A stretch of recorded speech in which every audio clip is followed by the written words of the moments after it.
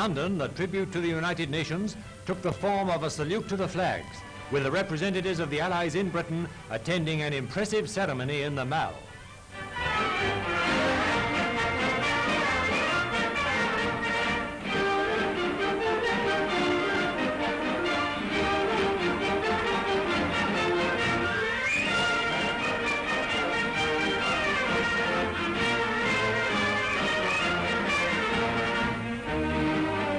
General Sir Bernard Paget, Commander-in-Chief Home Forces, and General Sir Arthur Smith, commanding the London district, took the salute at the base of the Duke of York's steps as the big parade marched by.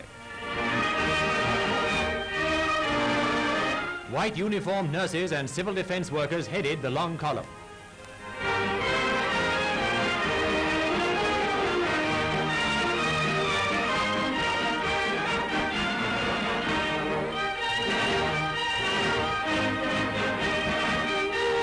Similar ceremonies were held elsewhere in Britain and overseas on this day when the Allied flags are publicly honoured.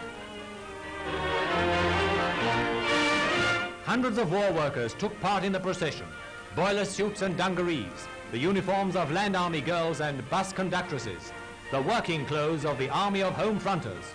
All these added their rightful share to a truly representative parade. Then came contingents of the Royal and Merchant Navies.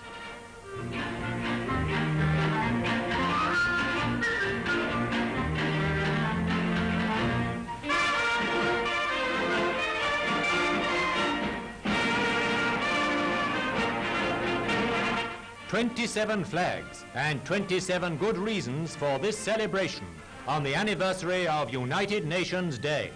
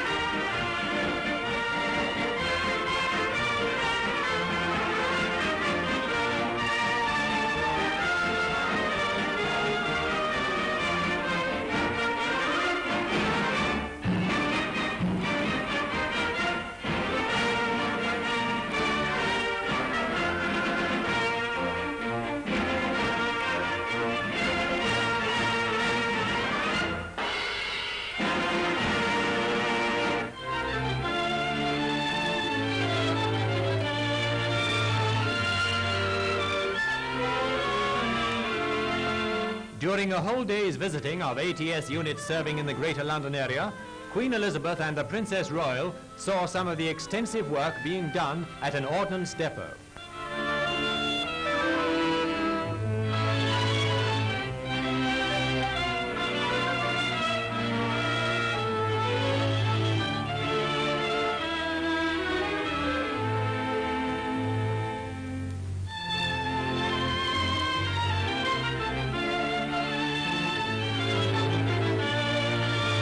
Second from the right is the Prime Minister's daughter, Mary Churchill.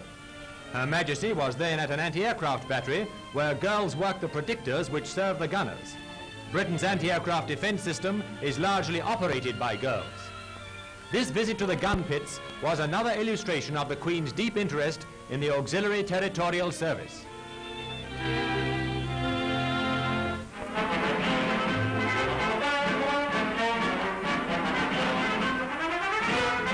When the gallant commander of the 8th Army was in London a few weeks ago to report to the War Office, and incidentally to snatch a few days' well-earned leave, the news spread like a prairie fire. The general was all but mobbed everywhere he went.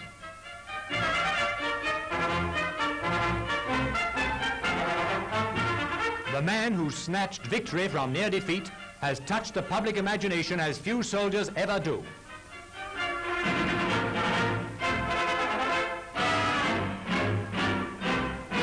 While he was in London, he went to several theatres, and in every case he was public attraction number one.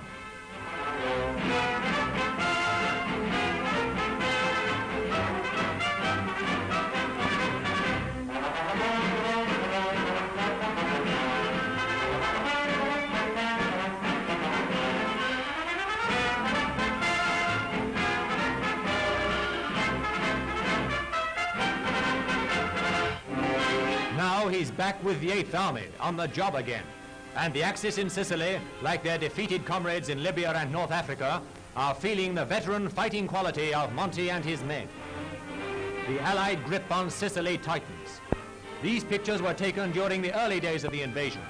The first chapter had ended with the arrival of the great invasion armada of 2,000 ships, which safely delivered their cargoes of fighting men onto the beaches of the Axis stronghold.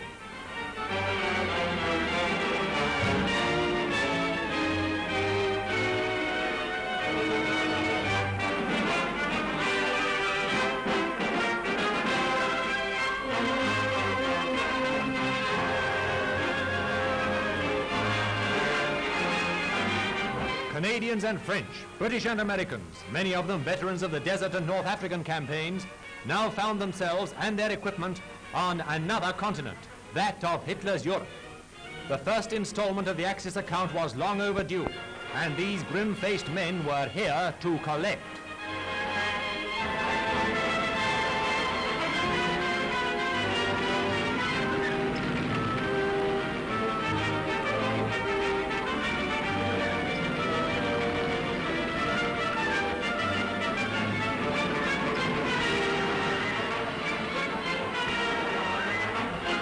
Already the first prisoners were coming into the net, soon to swell to tens of thousands.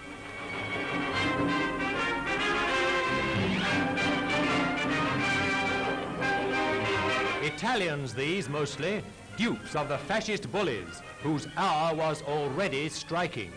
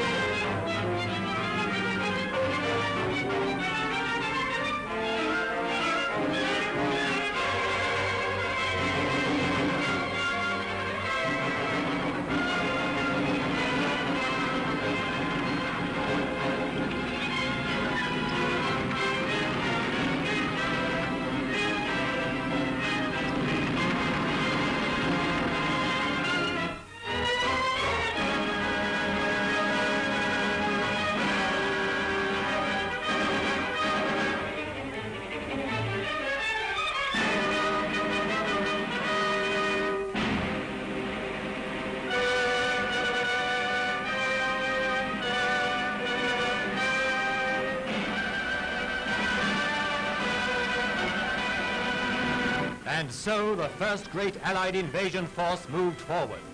The countryside echoed now to the unceasing roar of good British and American motors as armored and supply vehicles in their hundreds rolled into action.